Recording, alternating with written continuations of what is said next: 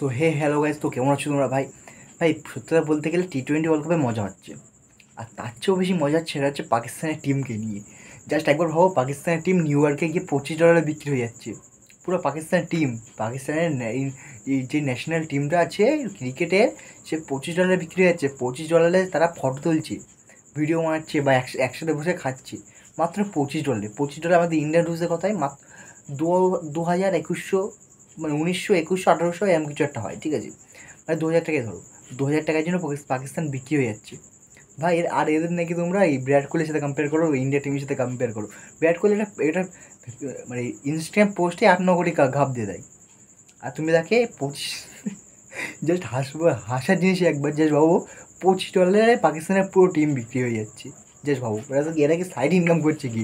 আর যদি আমরা খেলার কথা বলি, আয়ারল্যান্ডের সাথে আমাদের খেলা ছিল আজকে, ভাই আমাদের বলারটা একদম তুফানি ভেটিয়ে দিয়েছে। হার্দিক তো কামব্যাক করে সবাই জানে, আগের দিনে হার্দিকের আমরা ব্যাটিং সাইড দেখেছি, আজকে হার্দিকের বলিং সাইড দেখেছি আমরা। হার্দিক আছে বলিং সাইডে খুব সুন্দর করেছে প্রথম দিকে, আর লাস্টে কয়েকটা মার খেয়েছে, এবার প্রথম দিকে অল্প সুন্দর বল করেছিল, উইকেটও নিয়েছে আজকে। বাট বাট সবচেয়ে ভালো হচ্ছে আর্শদীপ সিংয়ের সব দিকে দিয়েছিল। আর্শদীপ সিং 4 ওভারে 35 রান দিয়ে 2 উইকেট নিয়েছে। আর তার চেয়ে বড় কথা, 2 উইকেট সে প্রথম ওভারে নিয়েছে, পরের 3 ওভারে শুধু সে পাকা মেরেছে, কারণ 3 নম্বর বা 2 নম্বর ওভারে সে এসে 10টা বল করে গেছে, 4টে হোয়াইট দিয়ে গেছে, ঠিক আছে? জাস্ট ভাবো একবার, 10টা বল করে গেছে একই ওভারে। আর সিরাজের কথা বলি, সিরাজ 3 ওভারে 13 রান দিয়ে 1 উইকেট দিয়েছে। ভাই ইকোনমি ভাবো লাস্ট একবার, 3 ওভারে 13 রান দিয়ে 1 উইকেট। বুমরা 3 ওভারে 6 রান দিয়েছে, আচ্ছা 2 ইকোনমি, প্রত্যেক ওভারে 2 করে রান দিয়েছে। 3 ওভারে 6 রান দিয়ে 2 উইকেট নিয়েছে বুমরা। হার্দিক পান্ডিয়া 4 ওভারে 27 রান দিয়ে 3 উইকেট নিয়েছে। আর আশরাফ পটেল 1 ওভারে 3 রান দিয়ে 1 উইকেট নিয়েছে। জাস্ট ভাবো একবার, আমাদের বলিং সাইড মারাত্মকই ছিল। আর যদি আমরা ব্যাটিং সাইডের কথা বলি, ব্যাটিং সাইড হচ্ছে রোহিত শর্মা আজকে 52 করেছিল 140 স্ট্রাইক রেট নিয়ে, যেখানে ওই পিচে, যেখানে আয়ারল্যান্ড একদমই চলতে পারছিল না, সেখানে আমাদের ব্যাটসম্যান এমনভাবে রান করেছে, ঠিক আছে? 140 স্ট্রাইক রেট নিয়ে ব্যাট ধরেছে।